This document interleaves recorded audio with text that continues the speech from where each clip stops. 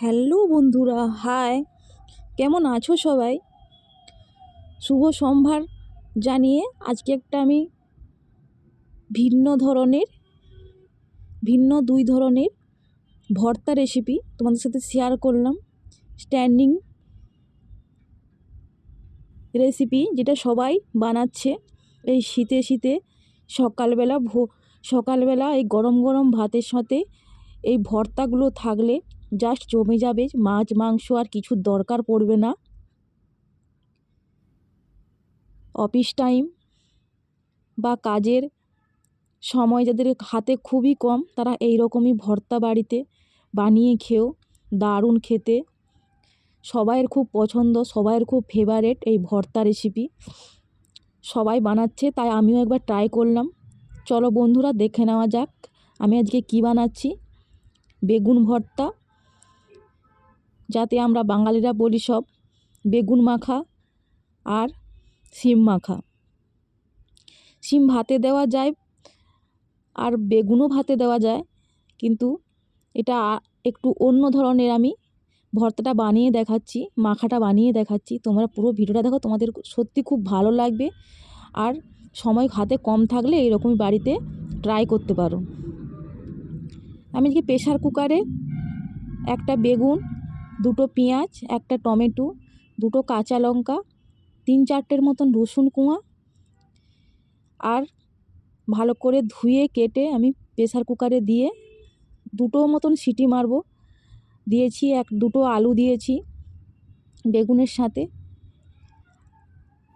2-3 চামচের মতন সরষের তেল আর 2-3 চামচ মতন একটু জল দিয়েছি, যাতে লেগে নিচে না যায়। তার জন্য একটু তেলের পরিমাণটা একটু বেশি দেবে,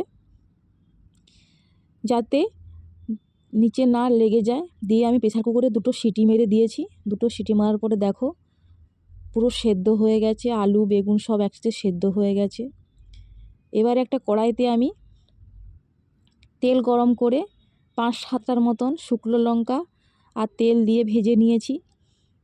নেওয়ার পর আবার একটা কড়াইতে একটু তেল গরম করতে দিয়ে যে সেদ্ধটা আমি বুস করে দিয়েছিলাম প্রেসার কুকারে, ওই সেদ্ধটা দেখো বন্ধুরা কড়াইতে আমি ঢেলে দিয়েছি। কড়াইতে দেওয়ার পর ভালো করে একটু নেড়ে চেড়ে গ্লাসের পেছনটা দিয়ে আমি একটু ছেঁচে নেব। দেখো খুব সুন্দরভাবে কিন্তু ছেঁচা হয়ে যাবে। কোনো শিলনোড়াও লাগবে না আর কোনো মিক্সিও লাগবে না। এমনি এরকমই কাঁটা থাকলে কাঁটা দিয়েও হবে, বা গ্লাসের পেছনটা দিয়ে ভালো করে একটু চেপে চেপে এরকমই কড়াইতে করে দেবে। খুব সুন্দরভাবে ভর্তাটা পুরো সেট হয়ে যাবে। রসুন পেঁয়াজ কাঁচা লঙ্কা সব একসাথেই দেখো কত সুন্দর রেডি হয়ে যাচ্ছে। এইভাবে কড়াইতে পুরো ভর্তাটা ভালো করে সেট করে নিয়ে এবার একটা থালাতে ওই লঙ্কাগুলো দিয়েছিলাম, ওই লঙ্কাগুলো ভালো করে মেখে নেব। প্রথমে নুন দিয়ে মাখবো, তারপর তেল দেবো পরে। প্রথমে নুন দিয়ে মেখে নিলাম, দিয়ে কড়াই থেকে সব থালার মধ্যে ওই বেগুন মাখা নিয়ে নিয়েছি। নিয়ে ভালো করে আর একটু হাত দিয়ে চেপে চেপে, যদি কোনো আলুর দানা থেকে থাকে তাহলে হাত দিয়ে চেপে চেপে এভাবে মেখে নেবে।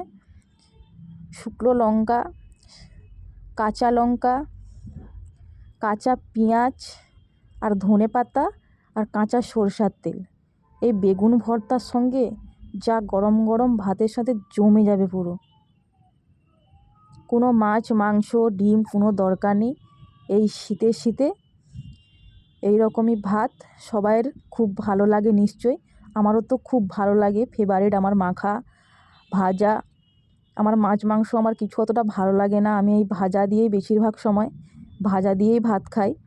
আমার ভাজাটা খুব ফেভারিট আর মাখাটাও খুব ফেভারিট।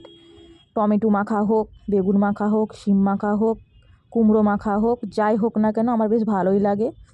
তোমাদের কার কার ভালো লাগে একটু কমেন্ট বক্সে জানিয়ে দেবে। আর যারা নতুনরা দেখছো তারা একটু কমেন্টে বলবে যে নতুনরা দেখছো বলে।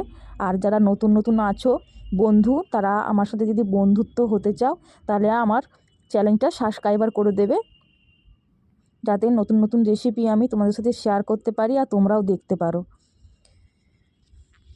আমার তো বেগুন ভর্তা কমপ্লিট হয়ে গেছে। এবার চলো আর একটা ভর্তা দেখাচ্ছি। আর একটা শিম ভর্তা, শিম মাখা যাকে বলে।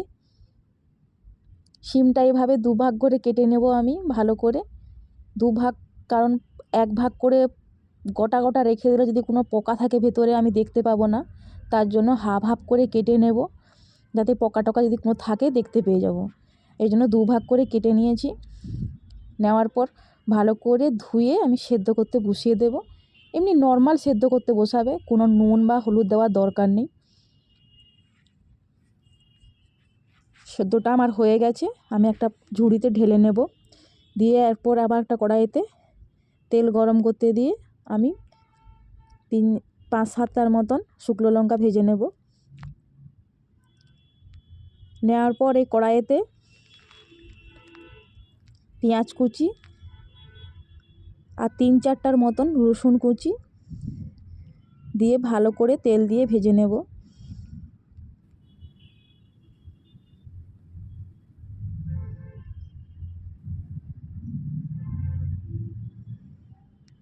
দেখো এইভাবে একটু লাল লাল করে ভেজে নেবে। দেখবি একটু রসুনগুলো একটু সেদ্ধ সেদ্ধ হয়ে গেলে ভাজাটা নামিয়ে নেবে। রসুন ভাজা হয়ে গেছে, এরপর নামিয়ে নেব। এবার একটা টমেটোকে আমি ছোটো করে কেটে এটাও আমি একটু কষিয়ে নেব, একটু নরম করার জন্য। দেখো টমেটোটা নরম হয়ে গেছে। এবারে চলো এবারে শিম মাখাটা রেডি করা যাক। কড়াইতে নিয়েছি শুকনো লঙ্কা, ভাজা পেঁয়াজ, রসুন আর একটা টমেটো দিয়ে ভালো করে মেখে নেব হাত দিয়ে।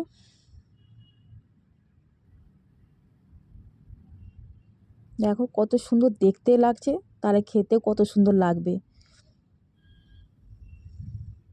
এই টমেটো, পেঁয়াজ, রসুনটা ভালো করে হাত দিয়ে চেপে এইভাবে মেখে তারপরে শিমটা মাখবো। এবারে শিমটা নিয়ে নিলাম, এবারে শিমটা দিয়ে হাত দিয়ে মেখে নেব। কোনো বাটাবাটি ঝামেলা ছাড়াই এরকমই শিম ভর্তা বানিয়ে ফেলতে পারবে খুব সহজে, খুব ইজি। হাতে সময় কম রেখে এই রেসিপিগুলো রেডি করা যায়, বানানো যায়।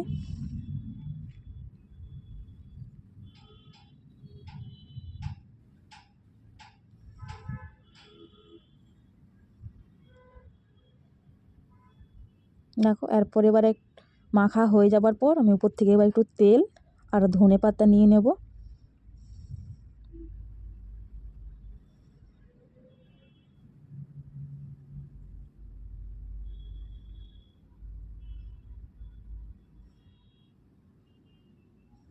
ব্যাস, আমার শিম ভর্তা রেডি।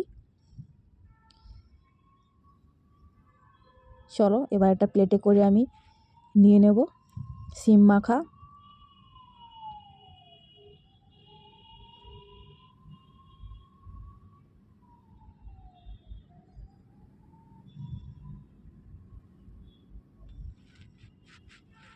কমপ্লিট শিম মাখা, সেই স্বাদ খেতে। কাঁচা লঙ্কা উপর থেকে একটু সরষের তেল ছড়িয়ে জাস্ট জমে যাবে। আমার 2 ধরনের মাখা রেডি, ভর্তা রেডি, বেগুন ভর্তা, শিম ভর্তা। তোমাদের কার কার ভালো লাগে অবশ্যই লাইক কমেন্ট শেয়ার করবে সবাই। আর দেখো এই গরম ভাতে দেখো ধোঁয়া উঠছে, এই গরম ভাতের সাথে দেখে নেওয়া যাক, খেয়ে নেওয়া যাক। আর তোমরা কারা কারা খাবে চলে এসো। একদম গরম গরম ভাত আর গরম গরম শিম মাখা আর বেগুন মাখা। আর কাঁচা লঙ্কা নিয়েছি একটা, আমার তো কাঁচা লঙ্কা আমার ঝাল খেতে খুব পছন্দ, এই জন্য আমি বেশি করেও একটু ঝাল দিয়ে খাই। পুরো ভাত ধোঁয়া উঠছে, হু হা করবে আর এরকমই গরম ভাত খাবে, জাস্ট জমে যাবে। সবাই ভালো থেকো, সুস্থ থেকো, টাটা, হ্যাপি ক্রিসমাস ডে। দেখা হবে পরের রেসিপিতে, টাটা।